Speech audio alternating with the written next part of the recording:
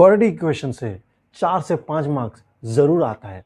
बस प्रॉब्लम ये है कि बच्चा फॉर्मूला याद कर लेता है लेकिन उसे कॉन्सेप्ट नहीं आता है। सो आज के बाद क्वाड्रेटिक और वीक नहीं रहेगा। Delta, root, tricks, common mistake और हर वो बोर्ड लेवल क्वेश्चन सब कुछ इस वीडियो में हम लोग कवर करेंगे। वीडियो एंड तक देखो वरना बीच का कॉन्सेप्ट मिस हो जाएगा।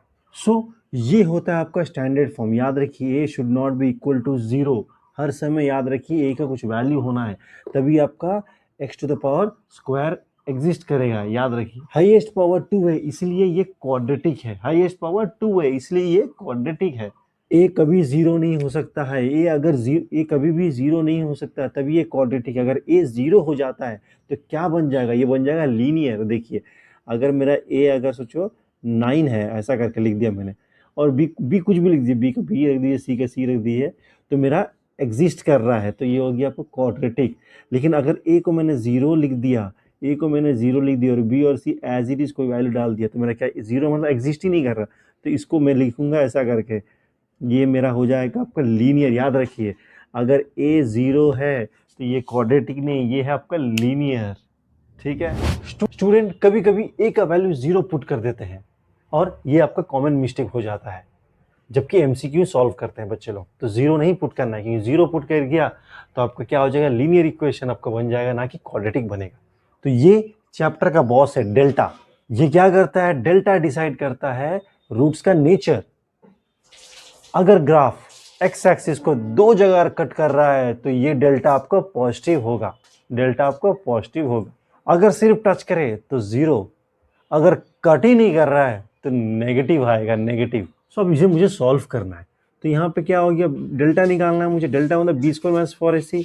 सो यहाँ पे ए का वैल्यू आ गया 1, है ना। स्टैंडर्ड इक्वेशन क्या है आपको स्टैंडर्ड इक्वेशन सॉल्व कर दिखा देता हूँ। तो a x square plus b x plus c equal to 0 होता है। इसके हिसाब से ए एक्स स्क्वायर सेम है, तो कितना हो गया यहाँ पे ए का वैल्यू आपका 1 हो गया, जबकि बी का वैल्यू हो गया आपका -4, सी का वैल्यू कितना हो गया 4 हो गया। ठीक है, अब मुझे डेल्टा निकालना। सो डेल्टा का क्या हो गया, b square minus 4ac। So b square करिए, बी स्क्वायर माइनस 4ac, तो आ गया आपको 16 minus 16 that is equal to 0। तो डेल्टा 0 कब होता है? Delta is 0 when real and equal आएगा। सो यहाँ पे रूट क्या हो जाएगा, roots are real and equal हो जाएगा आपका रूट्स। अगर क्वाड्रेटिक का क्वेश्चन जो एमसीक्यू है उसे पूरा कभी सॉल्व नहीं करना है, उसे ट्रिक लगाना है, क्योंकि एमसीक्यू में हमें सॉल्व नहीं करना है, ट्रिक से आंसर निकालना है। सो ये है आपका क्वाड्रेटिक इक्वेशन, और आपको बोला गया है कि आपको 2 रूट्स होता है इसका, है ना, 2 वैल्यू निकलते हैं सॉल्व करें। हाँ, उसका सम निकालना है और उसका प्रोडक्ट निकालना है। मतलब x का 2 वैल्यू आएगा, इसको जब सॉल्व करेंगे, ठीक है, आपको पता सॉल्व कैसे करना है। ठीक है, वो दोनों रूट को ऐड करना है, एक आंसर आएगा, और वो दोनों रूट को मल्टीप्लाई करने से भी क्या आंसर आएगा आपको बताना पड़ेगा। बहुत बच्चे क्या करते हैं, पूरा सॉल्व कर देते हैं। मेरे को आता है सर, मैं कर दूंगा करके, आपको कोई मिडिल टर्म लगा के, कोई मेथड लगा के पूरा सॉल्व प्रोसेस करके फिर आंसर निकाल के फिर प्लस करके एलसीएम निकाल के सब कुछ करके करना पड़ता है। ठीक है, जो कि लॉन्ग प्रोसेस है। हम लोग ऐसा नहीं करें क्योंकि हमें यहाँ पे कॉन्सेप्ट सीखना है। तो हम क्या सीखा है आपको, जब एमसीक्यू होगा क्वाड्रेटिक में सम बोला है, प्रोडक्ट बोला है, there is nothing to do, directly use the formula and get your answer.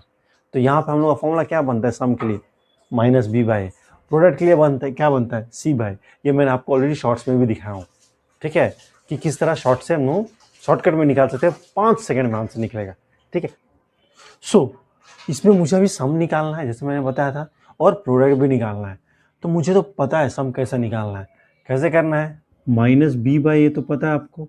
ठीक है, और c/a यहाँ होता है। तो -b मतलब इसके हिसाब से b क्या होगा सर, -5 होगा, बाई a मतलब 2 होगा, और यहाँ पे c/a मतलब सर 3/2 होगा। ठीक है, समझ में आ रहा है। स्टैंडर्ड फॉर्म से कंपेयर कीजिए, ए बी सी निकाल के पुट करना है। सो नेक्स्ट मिस्टेक जो बच्चा बड़ा कर देता है एग्जाम में, ये माइनस लिखना भूल जाता है, वो सो ये है आपका नेक्स्ट क्वेश्चन। अब यहाँ पे हमें क्या चाहिए, 2 नंबर चाहिए। तो ये फैक्टराइजेशन है, तो ये है आपका उसका क्वेश्चन है। तो आपको यहाँ पे क्या निकालना है, 2 नंबर चाहिए, सिर्फ 2 नंबर, जिसका सम हो 7, जिसका प्रोडक्ट हो 10, जैसा मुझे पता है। ठीक है, तो लिख लेते हैं सबसे पहले। सो इसका आंसर क्या होगा, जिसका सम होगा 7, प्रोडक्ट होगा 10। अब यहाँ तक ये बात तो समझिएगा, कोशिश कीजिएगा। ठीक है। अगर मुझे 10 चाहिए तो दो नंबर प्रोडक्ट बनाना मतलब मल्टीप्लाई करना दो नंबर, तो मेरे नज़र में दो ही नंबर है, या फिर बन सकता है 10 या फिर 1। ठीक है, ये दोनों को मल्टीप्लाई करेगा मुझे 10 आ जाएगा, ये दोनों को मल्टीप्लाई मुझे 10 आ जाएगा। ठीक है, प्रोडक्ट तो आ रहा है, क्या सम भी आ रहा है? देखते, ये दोनों को ऐड करेगा तो 7 आ जाएगा, ये दोनों को ऐड करने से 11 आएगा। इसके मतलब मुझे ये नंबर गलती बोल रहा है, तो मेरे लिए नंबर सही ये वाला है। तो व्हाट आर द नंबर्स? सो मेरा आंसर हो जाएगा 5,2। सो दो नंबर क्या है, 5 और 2, तो मिल गया मुझे x+5 और आ गया और एक नंबर x+2। बस इतना ही सिंपल है क्वेश्चन। ठीक है, अब मिस्टेक जो कॉमन गलती बच्चा कर देता है इसी केस में, जब माइनस होता है प्रोडक्ट, अगर प्रोडक्ट में माइनस है तो बच्चा गलती कर ही देता है। तो उसी को भी मैं बताऊंगा क्या गलती नहीं करना चाहिए और किस तरह क्वेश्चन को कंप्लीट करना है, क्योंकि हम लोग यहाँ पे कॉन्सेप्ट सीखते हैं, रटना नहीं। सो ये रहा वो क्वेश्चन जिसे मुझे सॉल्व करना है। जहाँ बच्चे गड़बड़ कर देते हैं तो हमें तो ऐसा नहीं करना है। चलिए देख लेते हैं इसको। तो मुझे यहाँ पे मुझे क्या बोल रहा है, मुझे निकालना है सम जो होगा आपका -1, प्रोडक्ट जो होगा आपका -6। अरे दोनों में तो माइनस है, ठीक है, कोई प्रॉब्लम नहीं। तो हम लोग हर समय याद रखिएगा प्रोडक्ट को यूज़ करके करना है, फिर चेक करना है प्रोडक्ट हो रहा है और सम हो रहा है, सम को नहीं लेना है। सो प्रोडक्ट को यूज़ करके we have to use the product and we have to get the two numbers, याद रखिए। तो मुझे लाना है -6, ठीक है, -6 लाना है। तो याद रखिए साइन भी इग्नोर कर दीजिए, साइन को भी कंसीडर मत कीजिए, क्यों, मैं सब कुछ बताऊंगा। ठीक है, 6 लाना है, तो 6 लाना मेरे लिए बहुत आसान है, 2 और 3 सर हो जाता है। 6 लाना और भी आसान है सर, 1 और 6 हो जाता है। ठीक है, अब दोनों को मल्टीप्लाई करेंगे तो 6 आएगा, दोनों को मल्टीप्लाई करेंगे तो 6 आएगा, एकदम सही, मतलब दोनों सही जा रहा है। तो हर समय मल्टीप्लाई में सही आंसर आएगा, लेकिन जब आप प्लस माइनस करेंगे तब गलती आ जाएगा।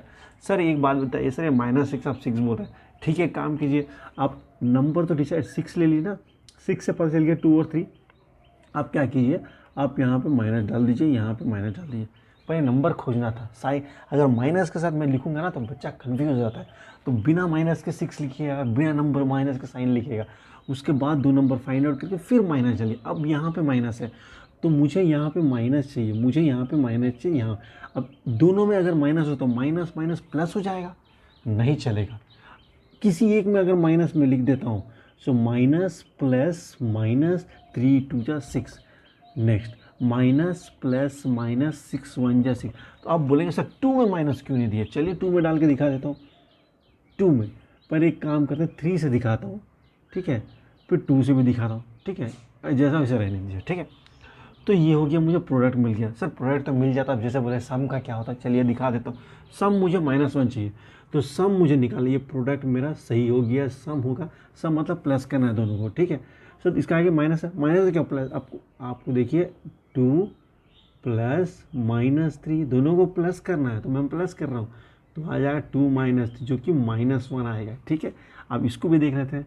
सर 1 प्लस -6 दोनों को प्लस करना है, तो सर -5 आ गया, तो ये तो गलती हो गया, ये एकदम सही हो कि -1 मुझे चाहिए, -1 आ गया, -5 तो नहीं चाहिए। सर आप बोले उल्टा करके दिखाएंगे, दिखा देता हूँ भी इसको। तो इसके हिसाब से मुझे दो नंबर मिल गया जो कि आपका है 2, -3 होगा। तो मतलब x+2 हो गया और आ गया x-3, इतना ही आसान है।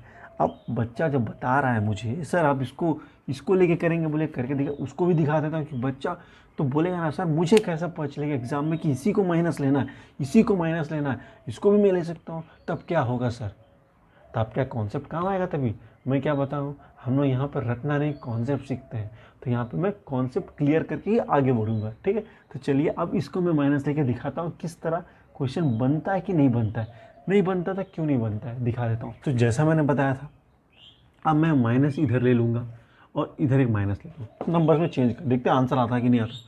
सो सब मल्टीप्लाई कीजिए, माइनस प्लस माइनस 3 2 जा 6, सर आ गया, वो तो आता ही है, माइनस प्लस माइनस 6 1 जा 6 आई है। अब सर सम में बताइए कैसे, ठीक है दिखा देता हूँ। सो यहाँ पे -2 + 3 लिखिए सम ना, या फिर 3 + -2 लिखिए, एक ही बात, दोनों को ऐड करना है, ठीक है।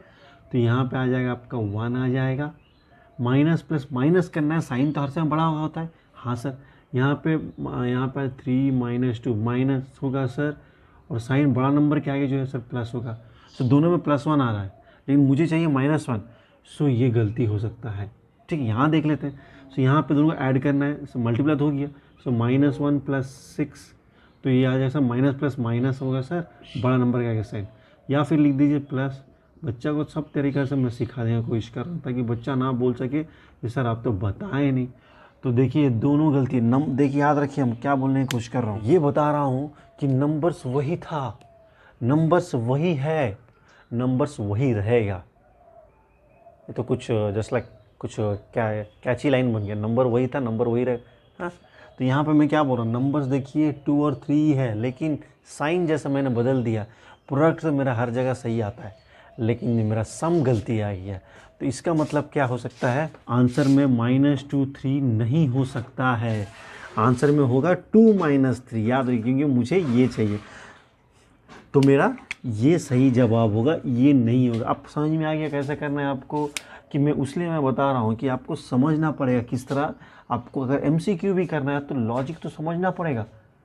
ठीक है, बिना सोचे समझे तो MCQ भी नहीं लगा सकते ना, तो आपको उसका बिहाइंड द मैथ्स को समझना पड़ेगा, कैसा ये MCQ काम कर रहा है। ट्रिक क्वाड्रेटिक सिर्फ बुक के सम्स तक ही नहीं रहता है, ये रियल लाइफ में भी यूज़ होता है। अब ये कहाँ पे होता है, अगर आप कोई भी अगर बॉल को ऊपर थ्रो करते हो तभी भी उसमें क्वाड्रेटिक लगता है।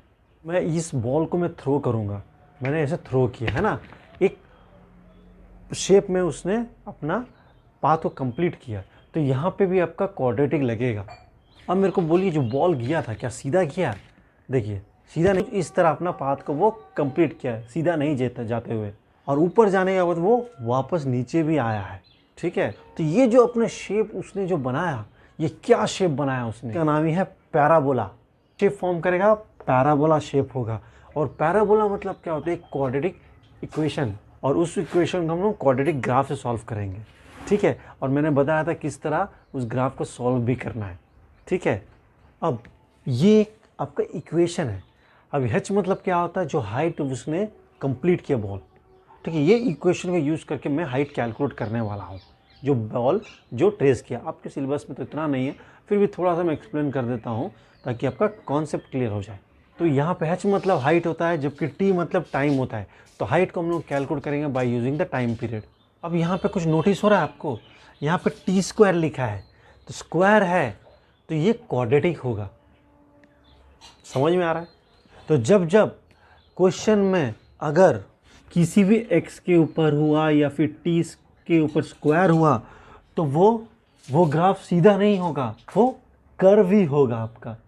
ठीक है, मीन्स पैराबोला शेप में आएगा। तो यहाँ पे तो t² है, तो इसका ग्राफ सीधा नहीं होने वाला, ये क्वाड्रेटिक है ऊपर से, तो ये ग्राफ आपका पैराबोला ट्रेस करेगा, जो कि एक बॉल अपना पाथ को कवर करके दिखाया था।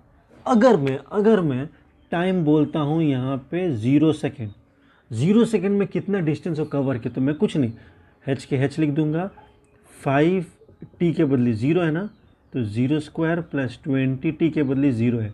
ठीक है, तो ये सब तो नहीं है आपका, फिर भी मैं आपको बताने की कोशिश कर रहा हूँ। यहाँ पे कितना सर टाइम 0 में तो 0 कुछ जाएगा नहीं, चले देख लेते हैं ना एक बार। So 5 × 0 + 20 × 0, so overall height will be 0 metre. देखिए अगर टाइम 1 सेकेंड है तो t के बदले 1 पुट कर दीजिएगा, सॉरी माइनस है ना, तो मैं आपको आंसर आ जाएगा। ठीक है, तो इस तरह हम एक क्वाड्रेटिक इक्वेशन को यूज़ करते हैं, एक जो बॉल अपना जो पाथ जो ट्रेस किया है उसको निकालते हैं। तो ये आपका रियल लाइफ एग्जांपल जहाँ पे हम लोग क्वाड्रेटिक को यूज़ कर सकते हैं। सो यहाँ पे 0 आया, मतलब बॉल ग्राउंड से स्टार्ट ही नहीं हुआ है ना, 0 सेकेंड में तो स्टार्ट नहीं होता, तो वही आंसर मुझे भी आया। तो कोई हाइट नहीं है इसका। थोड़े टाइम के बाद जब टाइम इंक्रीज होने वाला होगा 0 से 0.1, 0.2 या फिर 1 सेकेंड, 2 सेकेंड, तब हाइट बढ़ने लगेगा, आपका आंसर आने लगेगा। उसके बाद वो मैक्सिमम हाइट पे जाएगा। दिखाता हूँ, रुकिए। फॉर एग्जांपल ये बॉल था, तो ये मेरे हाथ पे है, तो टाइम कितना है 0 सेकेंड है, तो हाइट भी कितना है 0 है। जैसा मैंने फेंका, अब यहाँ पे यहाँ तक पहुँचा ना, यहाँ तक जैसा पहुँचा ये मैक्सिमम, इसके बाद ये वापस आ रहा है, यहाँ जा रहा है ऐसे, यहाँ रुक के 1 सेकेंड के लिए रुकेगा, फिर वापस आया। तो ये जो मैक्सिमम हाइट है उसका भी टाइम आप हाइट निकाल सकते हैं बाय यूजिंग दिस इक्वेशन। समझ में आ रहा है आपको? तो ये ऊपर गया है, यहाँ पे 1 सेकेंड के लिए होल्ड हुआ है, फिर वापस आया ना, देखिए ऐसा कुछ दिखेगा नहीं, बहुत स्पीड में हो रहा है। ठीक है। तो ये जाता है और ये थोड़ा सेकंड के लिए रुक के वापस आता है, तो ये आपका मैक्सिमम हाइट, ठीक है। तो ये जो ट्रेस किया है बॉल अपना पाथ को, इसको हम लोग क्वाड्रेटिक से आंसर निकाल सकते हैं। ये आपका रियल लाइफ एग्जांपल जहाँ पे यूज़ करेंगे क्वाड्रेटिक को, क्योंकि बच्चा एक क्वेश्चन को देख के क्या करता है, सर सम मुझे 4 चाहिए और -4 चाहिए और प्रोडक्ट मुझे -6 चाहिए, कर देता है। ये गलती होगा। क्यों गलती होगा सर? याद रखिए, वो तभी काम करेगा जो मैंने बताया, अगर एक्स स्क्वायर का कोफिशिएंट 1 है। कोफिशिएंट मतलब सर आगे नंबर 1 होना चाहिए, यहाँ तो 1 नहीं यहाँ 2 है। पहले अगर आप लिखे हैं तो पेज रिवाइंड करके देखिए या फिर वीडियो को बैक करके देखिए, वहाँ पे कोफिशिएंट आपका 1 था, तो यहाँ पे लेकिन कोफिशिएंट 1 नहीं है। तो क्या करना है, मुझे कोफिशिएंट 1 करना है, उसके बाद ही मुझे सम ऑफ द रूल पता चलेगा और प्रोडक्ट वाला यूज़ करके मैं 2 नंबर्स निकालूंगा, ठीक है। तो चलिए सबसे पहले मेरा काम क्या है, इसको 1 बनाना। कैसे बनाएंगे चलिए देख लेते हैं। इसे मुझे 1 करना है, ठीक है। यहाँ पे 2 है, यहाँ पे 4 है, यहाँ पे 6, सब आपका 2 से जाएगा। तो मैं क्या करूँगा, पूरा इक्वेशन को 2 से डिवाइड कर देता हूँ। सो 2 से अगर मैं डिवाइड करूँगा तो क्या हो जाएगा सर, ये 2 कट जाएगा सर, यहाँ पे 2 2 जा 4 हो जाएगा सर, और यहाँ पे 2 3 जा 6 हो जाएगा। अब बन गया मेरा वो इक्वेशन जहाँ पे मैं लगा दूंगा सम और प्रोडक्ट रूल। तो मेरा सम कितना हो गया सर -2, प्रोडक्ट कितना हो गया सर -3, तो इसको यूज़ करके मुझे निकालना है। तो सम मुझे बन गया है -2, जबकि प्रोडक्ट है मेरा -3। तो मुझे अभी 2 नंबर खोजना है। तो मैंने जैसे बताया था आपको रूल, तो यहाँ पे 2 नंबर खोजने का तो माइनस है, तो आप प्रोडक्ट को यूज़ करके निकालेंगे, जैसे मैं बताया। आप अब ट्राई कीजिएगा। तो मेरा हिसाब से 2 नंबर आएगा आपका, 3 आएगा और 1 आएगा। मैंने सॉल्व ऑलरेडी कर दिया। तो इससे क्या बनेगा, मेरा x + 3 बन जाएगा एक, और एक वैल्यू बन जाएगा आपका x - 1। तो इसी तरह करना है सम को। याद रखिएगा, हम लोग यहाँ पे कॉन्सेप्ट बनाना सीखते हैं, रटना नहीं। बोर्ड में सिंप्लीफाई करना मत भूलिएगा, सॉल्व करना पड़ेगा आपको। बोर्ड में सिंप्लीफाई करना ज़रूरी है, बच्चा नहीं करते हुए सम बना देगा। तो याद रखिए, ऐसा नहीं करना है। स्टूडेंट जो मिस्टेक करता है वो डायरेक्ट फॉर्मूला लगा के कर देता है, बिना सिंप्लीफाई कीजिए। फॉर्मूला लगाना है लेकिन आपको सिंप्लीफाइड फॉर्म में रहना, मतलब x का कोफिशिएंट 1 होना है। नहीं है तो आपको करना पड़ेगा। सर अगर डिविजिबल नहीं है तो वो भी बताऊंगा, ठीक है। तो चलिए थोड़ा रिकॉल कर लेते हैं क्या क्या मिस्टेक है इस चैप्टर में जो हम लोग करने वाले, क्योंकि ये हम लोगों का लास्ट वीडियो। इसके बाद हम लोग नया चैप्टर में चल जाएंगे। चलिए कॉमन मिस्टेक्स देख लेते हैं। Delta calculation error, mistake number 3 simplify नहीं करना। मिस्टेक नंबर 4 a = 0 इग्नोर करना। और नेक्स्ट मिस्टेक, फाइनल आंसर में यूनिट नहीं लिखना। तो ये सब कुछ स्टेप है जो हमें नहीं करना। अगर आपको लगा है कि कॉन्सेप्ट पूरा क्लियर हो गया आपका रिगार्डिंग क्वाड्रेटिक, वीडियो को सेव करो। हमारा नेक्स्ट चैप्टर है अर्थमेटिक प्रोग्रेशन, स्टार्ट करेंगे। कमेंट करो AP अगर आप रेडी हो। इसी तरह हम लोग रियल लाइफ एग्जाम्पल के साथ हंसते हुए करेंगे चैप्टर को कंप्लीट। तो आपके दोस्तों को में शेयर करो और लाइक करो और बताओ कि हम कॉन्सेप्ट सीखते हैं, रटना नहीं।